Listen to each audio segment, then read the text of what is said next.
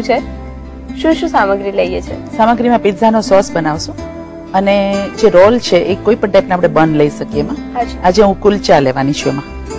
Okay, અને કોઈ પણ ટાઈપના બન લઈ શકીએ? હા. અને બીજી બધી સામગ્રી નોર્મલ જે સોસ હોય એમાં અને બાકી બંને ચીઝ, મોઝરેલા અને પ્રોસેસ ચીઝ. ઓકે, તો શરૂ કરીએ. શરૂ કરી દે. સૌથી પહેલા પિઝાનો સોસ રેડી કરશું. એમાં તેલ મૂકશું 2 ટીસ્પૂન. આપણે પિઝાનો સોસ અત્યારે રેડી કરું છું પણ એકદમ ઓથેન્ટિક રીતને વળગી નથી રહેતી. બરાબર. થોડા એમાં ફેરફાર કરેલા છે કારણ કે નોર્મલી આપણે ઘરે પિઝા બનાવીએ તો જે વસ્તુ આપણે ઘરમાં તૈયાર હોય તો એમાંથી કરી શકીએ. પણ થશે પિઝા ટાઈપનો સોસ.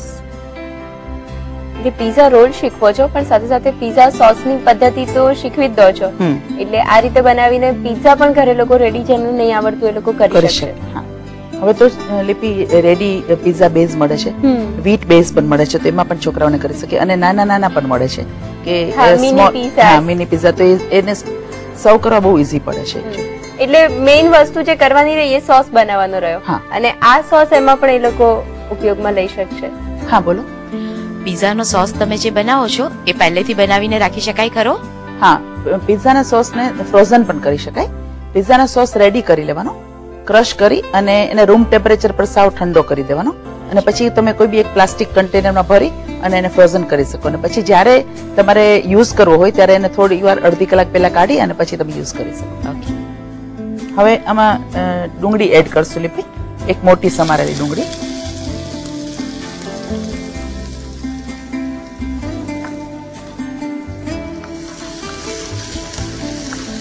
ડુંગળીને ક્યાં સુધી સાતળીએ છીએ? જરા ગોલ્ડન જેવી થવા દેવાની. એની સાથે સાથે એમાં 1 ટીસ્પૂન લસણ એડ કરશું. પેસ્ટ લઈએ છીએ લસણની? હા, પેસ્ટ બી લઈ શકાય અને ચોપ કરેલું બી લઈ શકાય કારણ કે આપણે એને લાસ્ટમાં એને ક્રશ કરી લેવાનું છે. ટમેટા એડ કરી દેશું, સ્લાઇસ કરેલા છે ટમેટા. ટમેટાનો પલ્પ કાઢતા નથી અને એમને જ લઈ લઈએ છીએ. ટમેટાનો પલ્પ કાઢીને કરીએ તો આપણે કુક વધારે વાર બહુ ન કરવું પડે કારણ કે આનું પાણી થોડું આપણે બાળવું પડે. અચ્છા. પણ ટેસ્ટ માટે હું તેને લઉં છું. હવે એની અંદર મીઠું ટેસ્ટ પ્રમાણે એડ કરી દેશું. ખાંડ લગભગ ½ ટીસ્પૂન જેટલી. સ્વીટનેસ તમારે જેટલી ઘરમાં ખવાતી એ પ્રમાણે તમે કરી શકો. અવોઇડ કરી શકાય ગળપણને? હા, અવોઇડ બી કરી શકાય. એકદમ માઇલ્ડ સ્વીટનેસ રાખવાની થોડી કારણ કે ટમાટાની ખટાશ મારવા માટે થઈને આપણે થોડી પણ 1/4 ટીસ્પૂન નાખો તો બી ચાલે અને વધારે નાખવું હોય તો બી નાખી શકાય. આપણે ઓથેન્ટિક નથી જતા એટલે લાલ મરચું એડ કરું છું. નોર્મલી ઓથેન્ટિક સોસમાં લાલ મરચું ન હોય, એમાં ગ્રીન ચીલી યુઝ કરવામાં આવે છે અને મરી પાવડર. તો આમાં આપણે લાલ મરચું એડ કરીએ છીએ થોડા ઇન્ડિયન સ્પાઇસીસ. અને બાળકો માટે બનાવીએ છીએ એટલે એમની ચોઈસ પ્રમાણે થોડીક બાંધછોડ તો કરવી જ પડશે. મરી પાવડર બી થોડો એડ કરીએ છીએ ટેસ્ટ માટે, એની એક ફ્લેવર હોય છે સારી. આ મિક્સ હર્બ્સ છે એ આપણે એડ કરીએ છીએ 5 ચમચી. હવે ટમેટાનું પાણી થોડું બળી જવા દેશું અને ટમેટાને ચડવા દેશું થોડી વાર. હા, બોલો. આ તમે હર્બ્સ નાખ્યું એમાં શું શું હોય? મિક્સ હર્બ્સમાં બેઝિલ, ઓરેગાનો, થાઇમ અને એ બધા હર્બ્સ મિક્સ આવતા હોય છે. પણ તમે ઇન્ડિવિજ્યુઅલ કોઈ નાખવું હોય તો બી નાખી શકો. તમે ખાલી બેઝિલ નાખવો હોય તો એ બી નાખી શકો, ખાલી ઓરેગાનો નાખવો હોય તો બી તમે નાખી શકો. તમે કહ્યું એમ ઇન્ડિયન મસાલાનો થોડો ઉપયોગ કરીએ છીએ, ટેસ્ટનું થોડું ભારતીયકરણ કરીએ છીએ, એટલે કેટલી હદે આ ટેસ્ટમાં ચેન્જીસ કરી શકાય? બહુ જ વધારે પડતા ઇન્ડિયન મસાલામાં યુઝ ન થાય. પર્ટિક્યુલર ધાણા જીરું કે ગરમ મસાલો આમાં યુઝ ન થાય કોઈ દિવસ. બરાબર. લાલ મરચું તમે હજી યુઝ કરી શકો કારણ એનો કઈ પિક્યુલર ટેસ્ટ નથી આવતો. રાઈટ. એટલે એકદમ ડિફરન્ટ નહીં લાગે, ખાલી તીખાસ આવશે. પણ ધાણા જીરું કે ગરમ મસાલો નાખશો તો એનો એકદમ ટિપિકલ ઇન્ડિયન ટેસ્ટ આવી જશે. પણ નોર્મલી મસાલો કરવાનો આવે એટલે ઘણીવાર ગૃહિણીઓ મસાલો એટલે આટલા મસાલા તો નાખવાના જ એવું રાખતા હોય અને પછી લોકો કમ્પ્લેન કરતા હોય કે બહાર જેવો ટેસ્ટ નથી આવતો ઘરમાં. સાચી વાત. તો મને લાગે છે આ મોટા પ્રોબ્લેમ્સ હોઈ શકે. હા, અને બીજું સાથે સાથે લિપી કે આની અંદર ટોમેટો સોસ બહુ એડ કરી દેતા હોય છે. હા, સ્વીટનેસ બહુ જ વધારે પડતી આપણે અહીંયા ખાવામાં આવે છે તો એનાથી બી પછી જ્યારે ફાઇનલી જે પ્રોડક્ટ રેડી થાય છે, જે સોસ રેડી થાય છે, તો એ આપણે જે રેડી સોસ મળે એના જેવો સ્વીટ ટેસ્ટ આવે. તો પછી પિઝા સોસ જેવું તો લાગતું જ નથી. અને પછી મમ્મીઓ કમ્પ્લેન કરે કે બાળકોને ઘરના પીઝા બનાવીને દઈએ તો પણ નથી ભાવતા, બહારના પીઝા જ ખાવા જોઈએ છે. તો કદાચ થોડા આવી રીતે પર્ટિક્યુલર રહે તો બાળકોને ઘરનું ખાવાનું પણ એટલું જ ભાવે. એક્ઝેક્ટલી.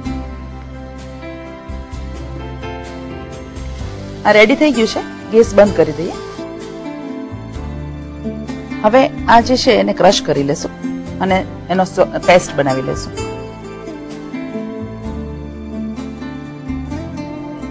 હવે આને બ્લેન્ડ કરી લેશું.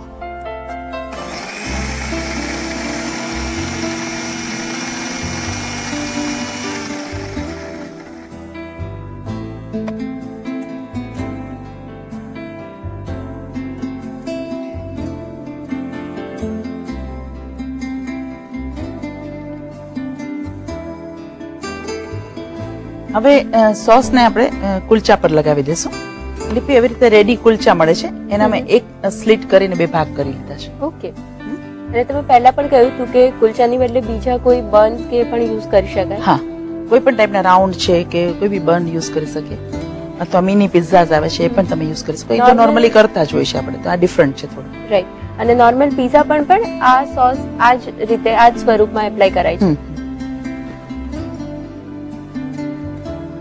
ઠીક લેયર કરીએ છીએ કે થોડું ઓછું લગાડીએ છીએ? ઠીક કરીએ થોડું. નોર્મલી જ્યારે આપણે ફ્રેશ ડો પિઝા કરતા હોઈએ, ફ્રેશ ડો પિઝામાં સોસનું પ્રમાણ ઓછું હોય કમ્પેરેટિવલી, અને ચીઝ ને બધું વધારે હોય.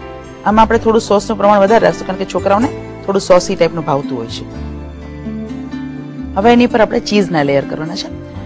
નોર્મલી પિઝા આપણે જ્યારે બનાવતા હોય ત્યારે એમાં એવી માન્યતા છે કે એવું માને છે લેડીઝ કે એમાં મોઝરેલા ચીઝ જ વધારે નાખવાનું હોય, પણ એમાં બંને ચીઝ યુઝ કરવામાં આવતા હોય છે.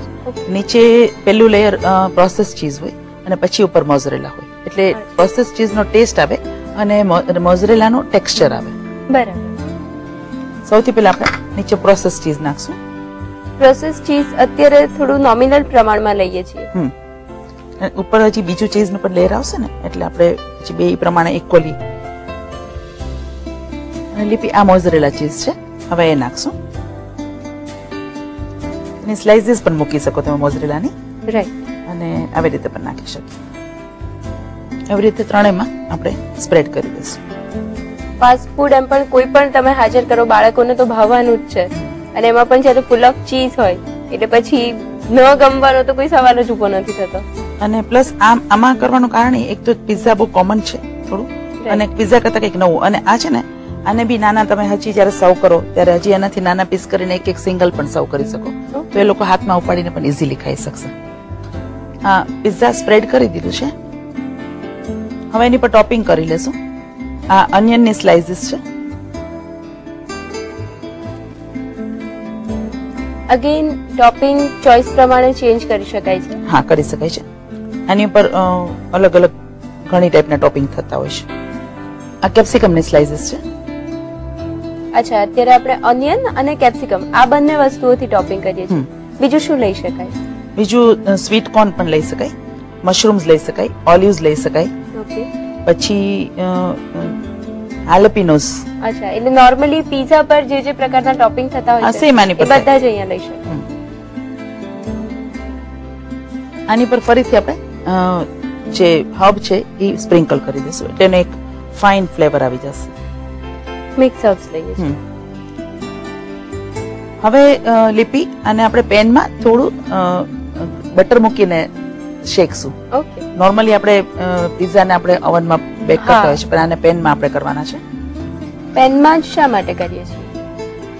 નોટ નેસેસરી કે પેનમાં જ, આપણે ઓવનમાં બી કરી શકીએ, પણ કંઈક ડિફરન્ટ થશે.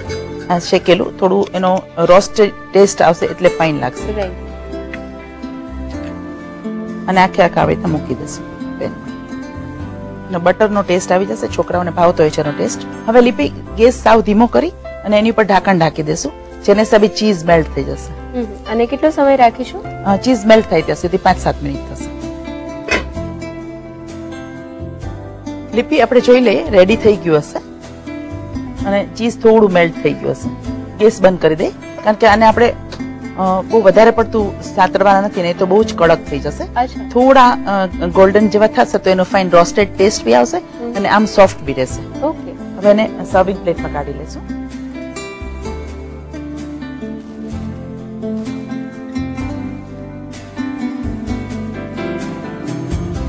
અને સર્વ કરી દઈએ.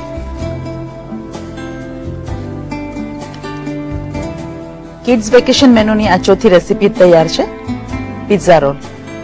અને બીજી અલગ ટાઈપની સેન્ડવિચીસ સાથે એની બી સાથે સર્વ કરી શકાય. અને આપણે જે ચીઝ એન્ડ પાઇનેપલ સેન્ડવિચ છે સ્વીટ ટેસ્ટની હતી, એની સાથે આ કોમ્બિનેશનમાં થોડા ડિફરન્ટ ટેસ્ટની પણ સારી લાગશે. અચ્છા, આની પર ટોમેટો કેચઅપ નાખીને સર્વ કરાય છે કે એમ પણ સારી લાગે છે? એકચ્યુઅલી ટોમેટો કેચઅપ સાઈડમાં દેવામાં આવે છે કે જેને જેટલું જોઈતો એ પ્રમાણમાં પોતે લઈ શકે. અધરવાઇઝ આમાં ટોમેટો સોસની કેચઅપની જરૂર નથી. સોસ જે રેડી કર્યો છે એ પોતે જ એટલો ટેસ્ટી છે કે કેચઅપની જરૂર નથી પડતી. કોઈને સ્વીટ વધારે ભાવતું હોય તો ઉપરથી લઈ શકે.